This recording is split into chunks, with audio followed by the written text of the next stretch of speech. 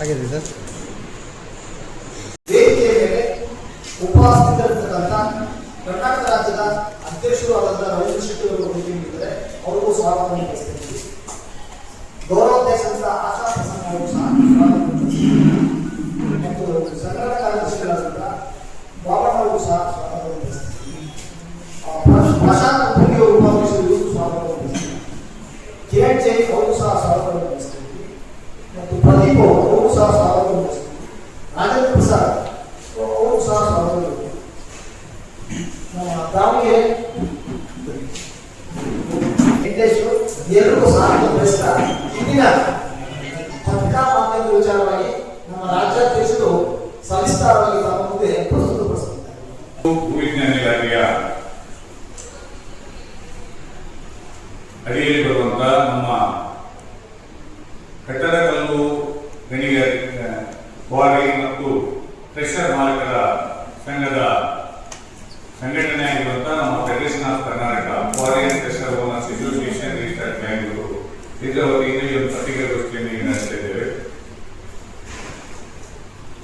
ನಾವು 2023ರಲ್ಲಿ ನಮಗೆ ಕಾನೂನುಬದ್ಧ ಗಣಿಗಾರಿಕೆ ಮಾಡಲಿಕ್ಕೆ ಆಗ್ತಾ ಇಲ್ಲ, ರಾಜ್ಯದ ಪಾವತಿ ವ್ಯವಸ್ಥೆ ಸರಿ ಇಲ್ಲ, ನಿಯಮಗಳು ಕರೆಕ್ಟ್ ಇಲ್ಲ ಅಂತೇಳಿ ಒಂದು ದೊಡ್ಡ ಮಟ್ಟದ ಪ್ರತಿಭಟನೆಯನ್ನು ಬೆಳಗಾವಿ ಅಧಿವೇಶನ ಸಂದರ್ಭದಲ್ಲಿ ಬೆಳಗಾವಿಯಲ್ಲಿ ಮಾಡಿ ನಂತರ ಸರ್ಕಾರಕ್ಕೆ ಸ್ಪಂದನೆ ಕೊಡದಿರುವಾಗ ಸತತ 14 ದಿನಗಳ ಪರ್ಯಂತ ರಾಜ್ಯದಾದ್ಯಂತ ನಮ್ಮ ಉದ್ಯಮವನ್ನು ನಿಲ್ಲಿಸಿ ನಾವೊಂದು ಹೋರಾಟವನ್ನು ಮಾಡಿ ಆ ಸಂದರ್ಭದಲ್ಲಿ ನಾವು ಕೆಲವು ನಿಯಮಗಳ ತಿದ್ದುಪಡಿಗಳನ್ನು ಮಾಡಿಕೊಂಡ್ವಿ.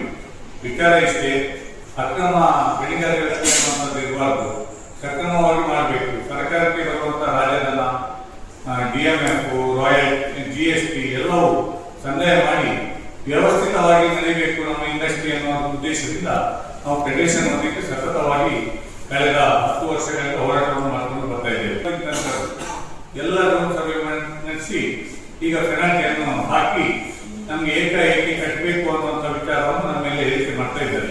ಬೇರೆಯವರಿಗೆ ಲೀಸ್ ಆಗಿರ್ಬೋದು ಅಥವಾ ಮುಂಚೆ PWD ಅಂತ ಇರ್ಬೋದು, ಇದೆಲ್ಲವನ್ನು ಯಾವುದನ್ನು ಪರಿಗಣನೆಗೆ ತೆಗೆದುಕೊಳ್ಳದೆ ಅಥವಾ ಆ ದಿನದ ರೆಡ್ಯೂಸ್ ಲೆವೆಲ್ ಅನ್ನು ಇಲ್ಲದೆ ಈಗ ಒಂದು ಅಂದಾಜಿನ ರೆಡ್ಯೂಸ್ ಲೆವೆಲ್ ಮೇಲೆ ಅಸೆಸ್ಮೆಂಟ್ ಮಾಡಿ ಅದು ಕೂಡ 10 ರೂಪಾಯಿ ಸ್ಟಾರ್ಟಿಂಗ್ ಅಲ್ಲಿ ರಾಯಲ್ಟಿ 10, 15, 20, 30, 60, 70, 80 ಇದೆಲ್ಲವನ್ನು ಬಿಟ್ಟು ಈಗ 70 ರೂಪಾಯಿ ದಂಡ ಅಂತ ಹಾಕಿದ್ದಾರೆ. ಹೊರಗಡೆ 140 ಹಾಕಿದ್ದಾರೆ. ಸರ್ಕಾರಕ್ಕೆ ಅಕ್ರಮ ಆಗದಾಗೆ, ತೆರಿಗೆ ಸೋರಿಕೆ ಆಗದಾಗೆ ಸರ್ಕಾರ ಅದನ್ನು ದಂಡ ವಿಧಿಸುವುದು ತಪ್ಪಂತ ನಾವು ಹೇಳುವುದಿಲ್ಲ. ಅದನ್ನು ಸರ್ಕಾರ ಮಾಡಿದ್ದು ಮಾಡಬೇಕು. ಆದ್ರೆ ಸರ್ಕಾರವೇ ರಾಜ್ಯಧನ ಪಾವತಿಯನ್ನು ಅಲ್ಲಿ ಸರ್ಕಾರಿ ಗುತ್ತಿಗೆದಾರರಿಗೆ ಪಾಯಿಂಟ್ ಅಲ್ಲಿ ಕಟ್ಟಿ ಅಂತ ಮಾಡಿದ್ದಾರೆ. ಸರ್ಕಾರ ಕೊಟ್ಟಿದ್ದಾರೆ ವರ್ಷ. ಅಲ್ಲಿಂದ ಸರ್ಕಾರಕ್ಕೆ ರಾಜ್ಯಧನ ಪಾವತಿಸುವ ವ್ಯವಸ್ಥೆ ಮಾಡಿದ್ದಾರೆ. ಸರ್ಕಾರಕ್ಕೆ ಬರುವಂತ ರಾಜ್ಯಧನ ಬರ್ತಾ ಇತ್ತು. ಆದ್ರೆ ಈಗ ಅದನ್ನು ಕ್ಯಾಲ್ಕುಲೇಷನ್ ಮಾಡಲಿಲ್ಲ. ಆ ಸರ್ಕಾರಿ ಗುತ್ತಿಗೆದಾರರಿಂದ ಸರ್ಕಾರಕ್ಕೆ ಎಷ್ಟು ಬಂದಿದೆ ಅದನ್ನು ಈಗ ನಮಗೆ ದಂಡ ಹಾಕುವುದಲ್ಲಿ ವ್ಯಯ ಮಾಡುವಂತದ್ದನ್ನು ಮಾಡಲಿಲ್ಲ. ಸರ್ಕಾರವೇ ನೋಟಿಸ್ ಕೊಟ್ಟು ಅಲ್ಲಿ ರಾಯಲ್ಟಿ ಹಾಕಿಸಿ ನಮ್ಮ ಹತ್ರ ನೀವು ಕೊಡಿ ಅಂತ ಪ್ರೇರಣೆ ಕೊಟ್ಟು ಈಗ ನಮಗೆ ಎಸ್ಎಸ್ ಮಾಡಿ ನಾವು ಪಿಟ್ ಮೆಜರ್ಮೆಂಟ್ ಮಾಡಿ ದಂಡ ಹಾಕುವುದು ಯಾವ ನ್ಯಾಯ? ಸರ್ಕಾರಕ್ಕೆ ತೆರಿಗೆ ಕಟ್ಟುವ ವ್ಯವಸ್ಥೆಯನ್ನು ಸರಿ ಮಾಡಬೇಕಾಗಿದ್ದು ಸರ್ಕಾರದ ಕರ್ತವ್ಯ. ಇದು ರಾಜ್ಯಧನ ಪಾವತಿ ವ್ಯವಸ್ಥೆಯನ್ನೇ ಸರಿ ಮಾಡಲಿಲ್ಲ. ಇದು ಕಳೆದ 6 ವರ್ಷದಿಂದ ಸೆಂಟ್ರಲ್ AGOD ಅವರು ರಿಪೋರ್ಟ್ ಅಲ್ಲಿ ಹೇಳ್ಕೊಂಡು ಬಂದಿದ್ದಾರೆ, ಕೈ ಕೊಟ್ಟಿದ್ದೇವೆ. ಅಕೌಂಟ್ಸ್ ಕಮಿಟಿ ಏನಿತ್ತು ವಿಧಾನಸಭೆದ್ದು ಅದರಲ್ಲಿ ಸರ್ಕಾರಕ್ಕೆ ವರದಿ ಕೊಟ್ಟಿದ್ದಾರೆ, ಈ ವ್ಯವಸ್ಥೆ ಸರಿ ಇಲ್ಲ, ಇದನ್ನು ವ್ಯವಸ್ಥಿತವಾಗಿ ಮಾಡಬೇಕು ಅಂತೇಳಿ. ಇಷ್ಟೆಲ್ಲ ಇದ್ದು ಈ ರಾಜ್ಯಧನ ಪಾವತಿ ವ್ಯವಸ್ಥೆಯಲ್ಲಿ ಸರ್ಕಾರ ಸರಿ ಮಾಡದು ಮತ್ತೆ ದಂಡ ಹಾಕುವಂತದ್ದು ಯಾವ ನ್ಯಾಯ? ಹೀಗಾಗಿ ನಾವು ನಮ್ಮ ಸಂಘಟನೆ ವತಿಯಿಂದ ಈಗಾಗಲೇ ಹೈಕೋರ್ಟ್ಗೆ PIL ಹಾಕಿದ್ವಿ. PIL ಹಾಕಿ ಈಗ ವಿಚಾರಣೆಯಲ್ಲಿ ಕನ್ಸಿಡರ್ ಆಗಿದೆ. ಇದು ರಾಯಲ್ ಪೇಮೆಂಟ್ ಸಿಸ್ಟಮ್ ಸರಿ ಇಲ್ಲ, ಏನಿದು ಆಗ್ಬೇಕು ಅಂತೇಳಿ. ಯಾಕೆ ಸರ್ಕಾರಕ್ಕೂ ಸೋರಿಕೆ ಆಗ್ತಾ ಉಂಟು, ನಮ್ದು ಸಕ್ರಮ ಗಣಿಗಾರಿಕೆ ಕಾನೂನುಬದ್ಧ ಗಣಿಗಾರಿಕೆ ಮಾಡಲಿಕ್ಕೆ ಆಗ್ತಾ ಇಲ್ಲ ಅಂತ ಪರಿಶೀಲಿಸಬೇಕು.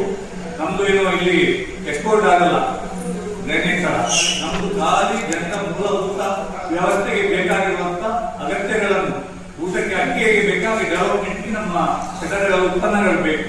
ಅದು ಪಟ್ಟಾ ಲ್ಯಾಂಡ್ ಸರ್ಕಾರ ಲ್ಯಾಂಡ್ ಅಲ್ಲಿ ಇರ್ಬೋದು. ಅದನ್ನು ಒಂದು ಒಳ್ಳೆ ರೀತಿಯಲ್ಲಿ ಜನರಿಗೆ ಸದುಪಯೋಗ ಮಾಡಲಿಕ್ಕೆ ಸರ್ಕಾರ ವ್ಯವಸ್ಥಿತವಾದೊಂದು ಸಿಸ್ಟಮ್ ಅನ್ನು ಮಾಡಬೇಕು. ಈಗ ಮುಖ್ಯಮಂತ್ರಿಯವರು ಬಂದಿದ್ದಾರೆ, ನಮ್ಮ ಉದ್ಯಮದ ಸಮಸ್ಯೆಗಳು ಅವರಿಗೆ ತಿಳುವಳಿಕೆ ಉಂಟು ಅಂತ ಹೇಳಿ ನಾವು ತಿಳ್ಕೊಂಡಿದ್ದೇವೆ.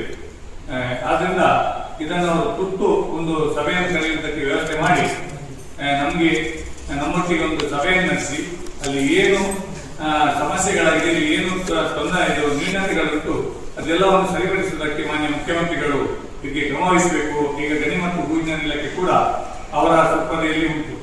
ಅದರಿಂದ ಅವರಿಗೆ ಕೂಡಲೇ ಒಂದು ವ್ಯವಸ್ಥೆ ಮಾಡಬೇಕು.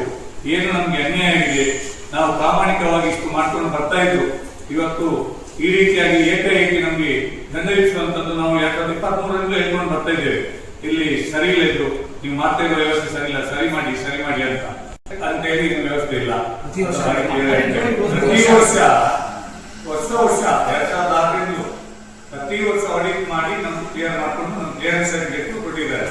ನಮ್ಗೆ ಮತ್ತೆ ಲೀಸ್ ಹಾಕ್ಬೇಕಾದ್ರೆ ಕ್ಲಿಯರೆನ್ಸ್ ಸರ್ಟಿಫಿಕೇಟ್ ಇಲ್ಲದೆ ಲೀಸ್ ಹಾಕಲಿಕ್ಕೆ ಬರಲ್ಲ. ಇದಕ್ಕೆ ನಾವು ರಾಜಧನವನ್ನು ಸರ್ಕಾರಕ್ಕೆ ಅಡ್ವಾನ್ಸ್ ಆಗಿ ಕಟ್ಟಿ ಮತ್ತೆ ನಮ್ದು ಪರ್ಮಿಟ್ ಜನರೇಟ್ ಆಗುತ್ತೆ, ಮೊಬೈಲ್ ರೀಚಾರ್ಜ್ ಮಾಡ್ಬೇಕು. ಇದರಲ್ಲಿ ಕೂಡ ವ್ಯತ್ಯಾಸ ಇದ್ರೆ ಪ್ರತಿ ವರ್ಷ ಆಡಿಟ್ ಮಾಡಿ ಅದರ ಅಸೆಸ್ಮೆಂಟ್ ಮಾಡಿ ನಾವು ಅದು ಕಟ್ಟಿಸ್ಕೊಡ್ತಾರೆ. ಡಿಫರೆನ್ಸ್ ಅಂತ ಇದ್ರೆ ಇದು ಪ್ರತಿ ವರ್ಷ ಮಾಡ್ಕೊಂಡು ಬಂದಿದ್ದಾರೆ.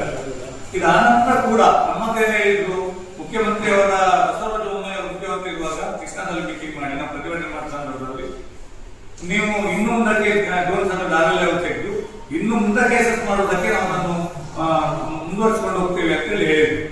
ಬಿಲ್ ಆಗುವಾಗ ಅಲ್ಲೇ ಗಟ್ಟಿ ಅಂತ ಹೇಳಿ ಕೊಟ್ಟಿದ್ದಾರೆ. ಅಲ್ಲೇ ಗಟ್ಟಿ contract trust, government contract trust ಅಲ್ಲೇ ಗಟ್ಟಿ ಪ್ರೊವಿಷನ್ ಮಾಡಿದ್ದಾರೆ. ಅಲ್ಲಿಂದ ಈಗ ನಮ್ಗೇನು 6,000 ಕೋಟಿ ಕರ್ನಾಟಕ ಬಂದಿದೆ, ಅದಕ್ಕಿಂತ ಅಷ್ಟೇ ದುಡ್ಡು ಅಲ್ಲಿಂದ ಬಂದಿದೆ. ಅಲ್ಲಿಂದ ಬಂದಿದೆ ದುಡ್ಡು ಸರ್ಕಾರಕ್ಕೆ. ಇದು ವ್ಯವಸ್ಥೆ ಸರ್ಕಾರ ಮಾಡಿತ್ತು. ನಾವು ಅದಕ್ಕೋಸ್ಕರ ಆ ಸರ್ಕಾರ ಮೇಲೆ ನಾವು ದುಡ್ಡನ್ನು ಗೆದ್ದೇವೆ. ಈಗ ಅದನ್ನು ಅಸೆಸ್ ಮಾಡಿ ಇಲ್ಲಿ ಕೂಡ ಕಟ್ಟಬೇಕು ಅಂತ ಹೇಳಿ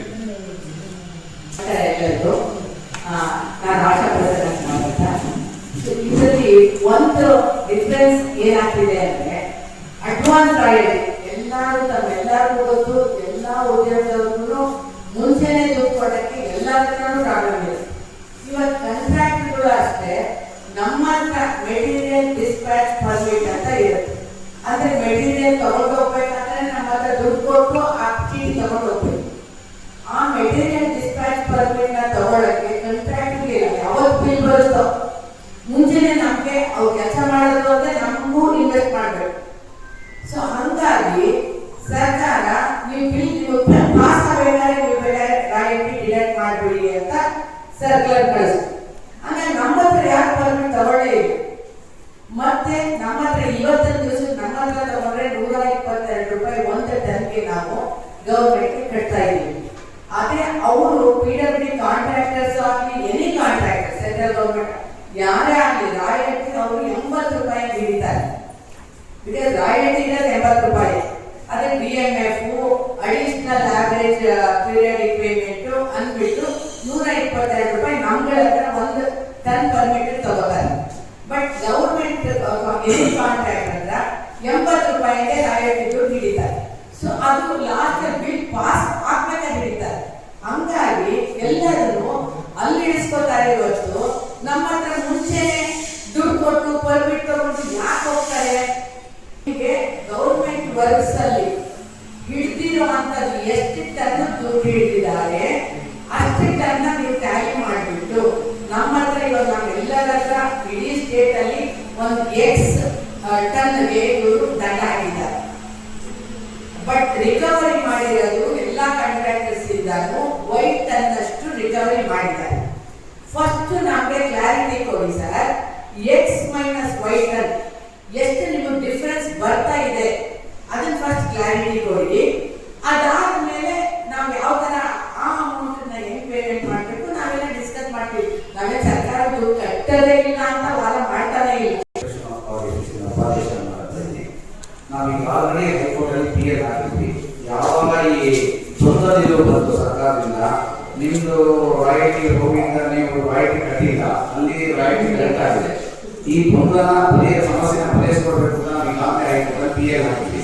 ಫಸ್ಟ್ ಸಿಸ್ಟಮ್ ನಾವು ಕಟ್ಟುವಂತ ರಾಯಲ್ಟಿ ಕಟ್ಟುವಂತ ಸಿಸ್ಟಮ್ ಸರಿ ಮಾಡಬೇಕು. 3 ಬಾರಿ ನಾವು ಲೀಸ್ ಸಿಗ್ನೇಚರ್ ಮಾಡ್ಕೊಳ್ಬೇಕಾದ್ರೆ ನಾವು ನಮ್ಮಿಂದಲೇ ರಾಯಲ್ಟಿ ಕಲೆಕ್ಟ್ ಮಾಡಬೇಕು ಅಂತ ರೂಲ್ ಇದೆ. ಆ ಸಿಸ್ಟಮ್ ಫಸ್ಟ್ ಸರಿ ಮಾಡಬೇಕು ಅಂತ ಈಗ ಆಲ್ರೆಡಿ ಹೈಕೋರ್ಟ್ ಅಲ್ಲಿ ಬಿಯಲ್ಲಿ ಅಡ್ಮಿಟ್ ಆಗಿ ಎಲ್ಲಾ ಇಲಾಖೆಗೂ ನೋಟಿಸ್ ಕೊಟ್ಟಿದ್ದಾರೆ. ಆ ನೋಟಿಸ್ ಪರವಾಗಿ ಸರ್ಕಾರದ ಕಾರ್ಯದರ್ಶಿಗಳು ಕೂಡ ಪ್ರತಿಯೊಂದು ಇಲಾಖೆಗೆ PW ಇರ್ಬೋದು, ವರ್ಕ್ ಎಕ್ಸಿಕ್ಯೂಟಿವ್ ಕಮಿಟೀಸ್ ಏನೇನಿದೆ ಎಲ್ಲರಿಗೂ ನೋಟಿಸ್ ಕೊಟ್ಟಿದ್ದಾರೆ. ರಾಯಲ್ಟಿನ ದಯವಿಟ್ಟು ಕ್ವಾರಿ ಓನರ್ ಇಂದಲೇ ಕಲೆಕ್ಟ್ ಮಾಡ್ಕೋಬೇಕು, ಎಂಡ್ ಪಾಯಿಂಟ್ ಕಲೆಕ್ಟ್ ಮಾಡ್ಕೊಬೇಡಿ. ಈ ತರದೊಂದು ಫ್ಯೂಲ್ ಪಾಲಿಸಿ ಆಗಿರೋದಕ್ಕೆ ನಮ್ಗೆ ಈಗ ಡಿಫರೆನ್ಸ್ ಬರ್ತಾ ಇದೆ. ಈ ಡಿಫರೆನ್ಸ್ ನ ಬಗೆಹರಿಸೋದಕ್ಕೋಸ್ಕರ ನಾವು ಮಾಡಿದ್ರು ಪತ್ರಿಕಾಗೋಷ್ಠಿ. ಮೊದಲನೇ ಟೈಮ್ OTS ಈಗ ನೋಟಿಸ್ ಬಂದ್ಬಿಟ್ಟು ಒಂದು 15-20 ವರ್ಷ ಆಯ್ತು. ಕೋಟಿ ಗಂಟೆ ಬಂದಿದೆ. ಹೋಗಿ 5 ಕೋಟಿ 6 ಕೋಟಿ 7 ಕೋಟಿ 8 ಕೋಟಿ ಬಂದಿದೆ, 20 ಕೋಟಿ 30 ಕೋಟಿ ಡಿಫರೆನ್ಸ್ ಬಂದಿದೆ. ಇಲ್ಲಿ ನಾವು ಪ್ರತಿ ವರ್ಷ ಆಡಿಟ್ ಮಾಡ್ಕೊಂಡು 20 ಕೋಟಿ 30 ಕೋಟಿ ಬರೋಕ್ಕೆ ಸಾಧ್ಯ ಇಲ್ಲ. ಯಾಕಂದ್ರೆ ಒಂದು ಸಿಸ್ಟಮ್ ಅಲ್ಲಿ ನಾವಿದ್ದೀವಿ. ಸಿಸ್ಟಮ್ ಬಿಟ್ಟು ನಾವು ಹೊರಡೋದಿಲ್ಲ. ಸ್ಟೇಟ್ ಒಳಗಡೆ ನಮ್ಮ ಕನ್ಸಂಪ್ಷನ್ ನಾವು ಯೂಸ್ ಮಾಡಿದ್ದೀವಿ. ಗುತ್ತಿಗೆದ ಅಂದ್ರೆ ಯಾರು ವಾರಿ ಮಾಡಿರ್ತಾರೆ, the lessee and lessee alone shall be liable to pay the royalty on the extractions and transportation. State. ಗುತ್ತಿಗೆಯಲ್ಲಿ ಪ್ರಪ್ರಥಮವಾದ ಕಂಡೀಷನ್ನು ನಾನು ಗುತ್ತಿಗೆ ಪಡ್ಕೊಂಡು ಅದಕ್ಕೆ ನಾನು ಇದಕ್ಕೆ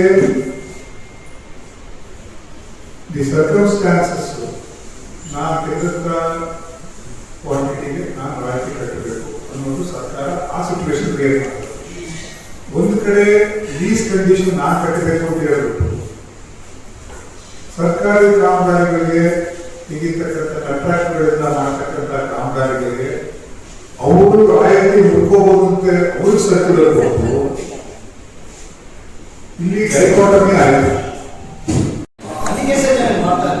ನಮ್ಮ ಸಿಸ್ಟಮ್ ಸರಿ ಮಾಡಿ ನಮ್ಮಿಂದ ಇಲಾಖೆಗೆ ಸಾಕಷ್ಟು ಹಣ ಬರೋದಕ್ಕೆ ಹೊಸ ಮೂಲನ ಕಂಡುಹಿಡಿದು ನಮ್ಮನ್ನ ಈ ಒಂದು ಏನು ಪೆನಾಲ್ಟಿಯಿಂದ ಮುಂದುವರಿಸಿದ್ರೆ ನಾವು ಸರ್ಕಾರ ಆಭಾರ ನಾವು ಮುಖ್ಯಮಂತ್ರಿಗಳು ಕೇಳ್ಕೊಂಡಿದ್ದೇವೆ. ಹಾಗಾಗಿ ಈ ಒಂದು ಸರ್ಕಾರ ನಮ್ಮನ್ನ ಪರಿಗಣಿಸಿ ನಮ್ಮ ಏನು ನೋವಿದೆ ಅದನ್ನ ಮುಕ್ತಿ ಮಾಡಿದ್ರೆ ಸರ್ಕಾರ ನಾವು ಆಭಾರ ಆಗ್ತಿರೋದು ನಮ್ಮ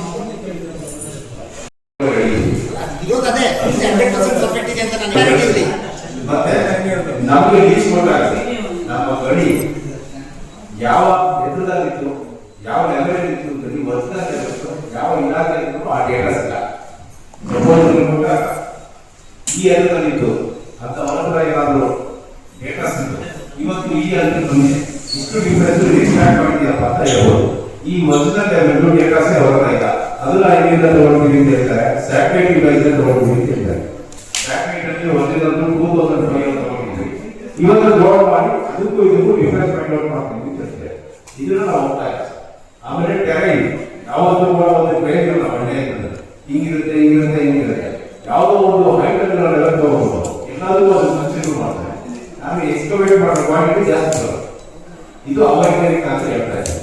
ಒರಿಜಿನಲ್ ಲೆವೆಲ್ ನೀವು ಲೀಸ್ ಕೊಟ್ಟಾಗ ಇವತ್ತು ಏನಾದ್ರು ನಮಗೆ ಲೀಸ್ ಕೊಟ್ಟಿದ್ದೀನಿ, ನೀವು ಈ ಲೆವೆಲ್ ಇದೆ ಅಂತ ಏನಾದ್ರು ಡೇಟಾ ಸಿಗ್ತೀವಿ ಅವತ್ತ ಇಲ್ಲ, ಅದರ ಸರ್ಟಿಫಿಕೇಟ್ ಇಂದ ನಾವು ಮಾಡ್ಕೊಂಡಿದ್ದೀವಿ ಅಂತ ಹೇಳ್ತಾರೆ. ಇದು ತಪ್ಪು ಅಂತ ಹೇಳ್ತಾರೆ. ನಮ್ಮಲ್ಲಿ ರಾಯಲ್ಟಿ ಪಾವತಿ ಮಾಡಬೇಕು, ನೀವು ಮಾರಾಟ ಮಾಡಬೇಕು ಅಂತ ಕಾನೂನಿದೆ. ಮತ್ತೆ ಇನ್ನೊಂದು ಕಡೆ ಏನಿರುತ್ತೆ, ಸರ್ಕಾರದ ಇಲಾಖೆಗಳು ಏನು ಕಾಮಗಾರಿಗಳು ಮಾಡ್ತಾ ಇದ್ದಾರೆ, ನೀವು ಕೂಡ ರಾಯಲ್ಟಿನ ಕಲೆಕ್ಟ್ ಮಾಡಿ ಅಂತ ಹೇಳುತ್ತೆ.